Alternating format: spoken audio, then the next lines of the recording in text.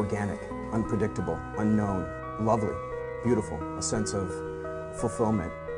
This is part of the pleasures of life and not the chores of life.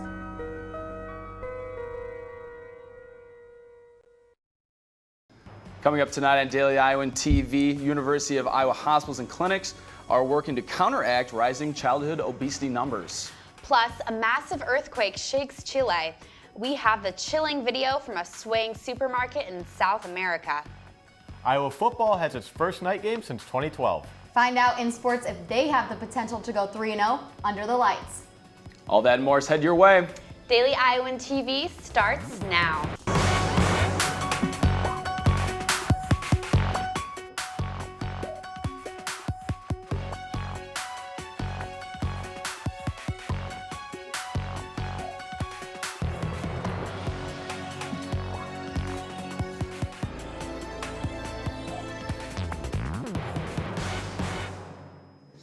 Welcome to another edition of Daily Iowan TV. I'm Austin Love. And I'm Alara Bartlett. We begin tonight with a story about a new app that is making waves all over the University of Iowa campus. Pocket Points partners with local businesses to reward students from staying away from their tempting devices during their classes. Daily Iowan TV reporter Casey Lindekrantz has the story. Since the first day of classes this year, students at the University of Iowa have had the opportunity to download the free app known as Pocket Points. Pocket Points is an app that rewards students with points for keeping their phones locked during class and while they walk on campus. They can redeem these points for discounts at many Iowa City businesses, and the discounts range from 10% off at apparel shops to buy one get one frees at locations including Summit, Zamerix, and Cold Stone. To find out more about why the app found its way to the University of Iowa as well as how the points system works, I met with the student who brought Pocket Points to the University of Iowa. Nowadays, everything's incentive based, and so we kind of wanted to give students basically an incentive to pay attention in class. So it's rewarding students, but also I'm pretty sure the faculty appreciates it a lot too. But to start off, it was really hard to earn points because, you know, we had 1, 2, 10 users. But now at 2,000, it'll take you about 20 minutes to earn a point.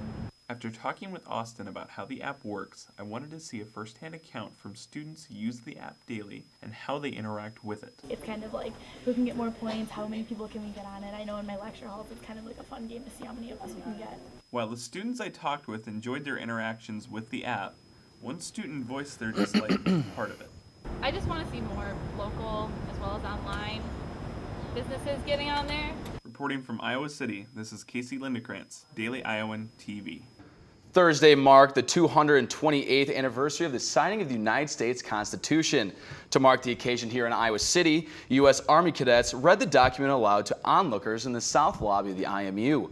Compliments of Representative Dave Loebsack. Students were also encouraged to collect pocket copies of the Constitution at various locations around campus. According to the Iowa Racing and Gaming Commission, 2 trainers at the Iowa Greyhound Park in Dubuque were suspended Wednesday after some of the racing dogs tested positive for a dangerous performance-enhancing drug. Various results from testing came back positive for ractopamine, a feeding supplement normally used for farm animals that causes an increase in muscle. According to a 2011 study done at Iowa State University, the drug has been linked to health defects in dogs, causing heart and skeletal muscle damage. Officials of the IRGC are still unsure how the drugs were administered to the animals. Additional testing and a trial held on Monday will determine what action will be taken against the trainers. Obesity numbers, especially in children, are getting higher. The UI is taking part in a study to help combat the problem. Daily Iowan TV's Kay Sextro has more. The Obesity Research and Education Initiative, OREI, here at the UI are conducting a study to prevent and treat obesity and create an effective weight loss program for children and their families. The OREI received a grant to fund their project in 2014 and are in their second year of the study. 2 members of the OREI, Drs. Sharon Tucker and Lucas Carr, along with Thomas Scholes and Vanessa Curtis, said they are now holding a 10-week program for families about nutrition, healthy habits, and tips to prevent and treat obesity as part of the 3rd round of the study. We want to help families recognize healthy habits for life, and ideally then that leads to better weight management, better health outcomes, less health problems. So that's our long-term goal, but the process to which we believe one can get there is to just really develop healthy habits that you can integrate into your lives and sustain. The program has evolved over time, and after attempting the study with students, they moved to more of a group-based approach with families. We're strong proponents of tackling the problem as a family, not individual children, not necessarily individual parents, but to work together. In order to be eligible for the program, at least one parent and one child need to attend. Each session is spent talking about diet, challenges they face, physical activity, and progress they have made. We tackle a lot of different issues, and it's kind of a blend of education and focusing on the environment, and for the kids, trying to build in some fun activities as well. Reporting from the field house, Katie Sextro, Daily Iowan TV.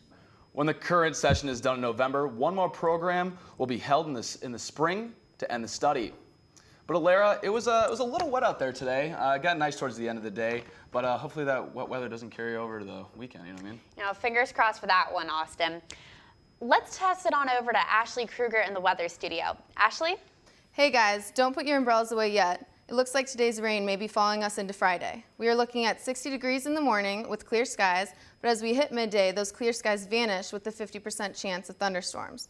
Though temperatures remain high at 77 degrees, they then drop to 68 degrees with an 85% chance of thunderstorms. Heading into the weekend, expect clear skies for Saturday's night game and perfect temperatures during the day with a high of 73 degrees and a low of 49 degrees. Sunday's temperatures stay about the same, but with partly cloudy skies. The rest of the week proves even though school is back in session, the summer weather is still going strong. Temperatures reaching into the high 70s with lows in the 50s and clear skies the whole way.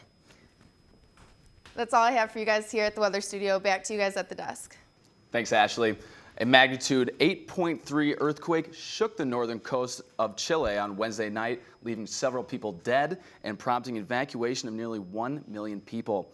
The quake lasted for nearly 3 minutes and was followed by several aftershocks that reached magnitudes of 6. The quake created flooding in multiple Chilean coastal towns, as a tsunami alert was issued for all coastal regions in the country, as well as in Hawaii and sections of Southern California. According to officials, there have been no reports of serious damage, but searches of the area are still taking place. While Iowa City is clamoring over Kinnick Stadium's first night game in 3 years, Iowa's Saturday opponent is playing coy as to whom will be starting at quarterback. Pittsburgh's first-year head coach, Pat Narduzzi, said Thursday he will wait until just before kickoff to decide whether to start Chad Wojtek or Nate Peterman to start the game under center. While Wojtek has started the last 15 games for Pitt, going 2-0 already this season, Narduzzi said both quarterbacks will play against the Hawkeyes regardless of who starts the game. Let's send it over to Taylor and Danny in the sports studio. What's the inside scoop for Saturday? Thanks, Alara and Austin. That's not the only uncertain thing about Iowa's night game on Saturday. Definitely not. Injuries might be sufficient in Iowa's case. In Pittsburgh has a wide receiver worth noting. We will get to all that later, but for now, a little history lesson. Iowa's 6-4 when playing at night, but we hash out the last few games of nighttime in Kinnick. The years of 2009, 2010, and 2011 wins seem to be in Iowa's favor against Big Ten opponents. But then there's that terrible 2012 game against Penn State, a complete blowout, something that could explain why night games haven't been in the equation in 3 years. It is a new year, and as you can see, there are 2 night games, Pittsburgh on Saturday, Minnesota in November. And here's what head coach Kirk Ferentz and his team thinks of these night games. It's exciting, and again, I think you know my preference. I sure like them better here than on the road, for obvious reasons. But night games are really special just in general, and I think in Kinnick, it's a great place to be. So we're excited about that. I'm excited. We haven't played a night game since my true freshman year, and wasn't a great game, but we're excited and it'll be fun. Now, Taylor, there's so much hype going into Iowa's game against Pittsburgh. However, there's something going on the Hawkeyes' end. Injuries are known to plague teams all across the nation, and for Iowa, there are 2 impactful players that you could potentially not see on the field come Saturday. In the injury front, obviously Drew Ott and LaShawn Daniels both left the ball game the other day. The running back LaShawn Daniels Jr. tweaked an ankle while defensive lineman Drew Ott went out due to a shoulder injury. Both players make a dominant presence in Iowa's lineup, but with their return questionable, who's willing to step up? Coach Ferentz always talks about the next guy up. And in camp, we're preached that, be ready, be ready.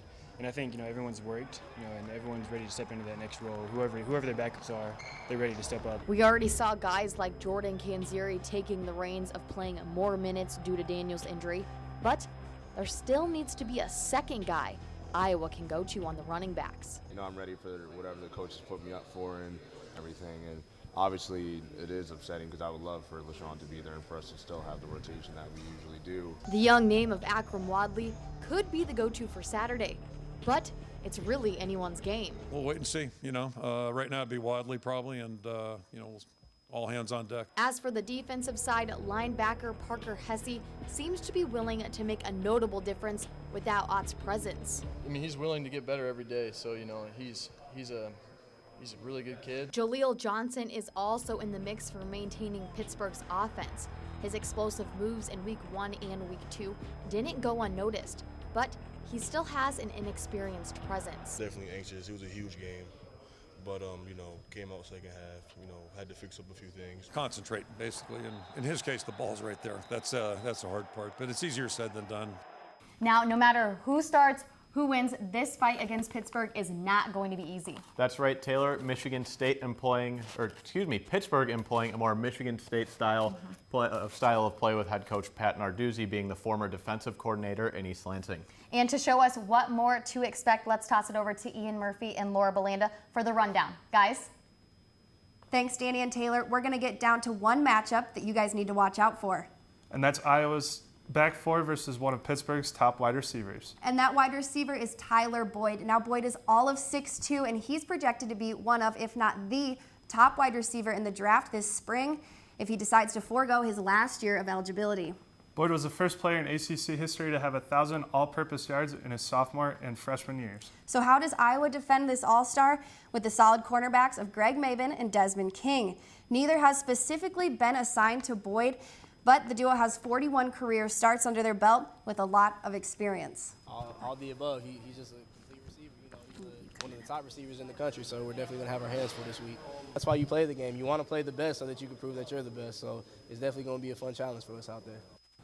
Maben shares the team lead with 2 pass breakups on the season, while King had the game-sealing interception against Iowa State last weekend. Now, Coach Ferentz compares Boyd's capability to that of the Giants' Odell Beckham Jr.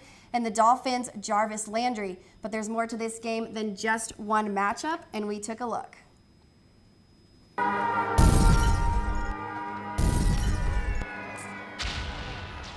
The Panthers' offense is operating on 2 quarterbacks, Nathan Peterman and Chad Wojtek. Combined, these two have completed 29 of 43 passes for 313 yards. They've thrown 2 touchdowns and have each tossed a pick in the first 2 games. And unfortunately for these 2 quarterbacks, the Iowa defense has recorded 9 sacks in these first 2 games, which is second most in the Big Ten. Pittsburgh's star running back James Conner is out for the season due to a knee injury, and stepping up into his place is Kadri Olson. He averages 7.1 yards per carry, but the Iowa defense has only allowed 98 total rushing yards and no touchdowns so far this season. Laura, there's just no telling how this game's going to turn out. Absolutely, Ian. It's always a battle between Iowa and Pittsburgh, and it's been that way for the past 4 years, but I guess we'll find out on game day. Danny and Taylor, back to you guys. Danny, I have no idea what to expect for this game on Saturday, but CJ Beathard has been showing how amazing he could be in the pocket these past 2 weeks. So I think it can honestly be anything. Could go either way. I guess we'll find out Saturday night. But before we go, here's a look at the Big Ten heading into Week 3. Michigan State is definitely worth talking about as they fought off number 8 Oregon this past weekend. Danny, some of these Big Ten schools are looking absolutely incredible. That's right, Taylor. Ohio State, number 1 team in the country. Michigan State coming in the top 5. Heck, even Northwestern made an appearance in the AP Top 25 this week. But as for Iowa, we will be there on Saturday night to see if they can continue their winning streak. But for now, we will see you on game day. But in this case, game night. Back to you guys at the desk. Well, that's all we have for you tonight on Daily Iowan TV.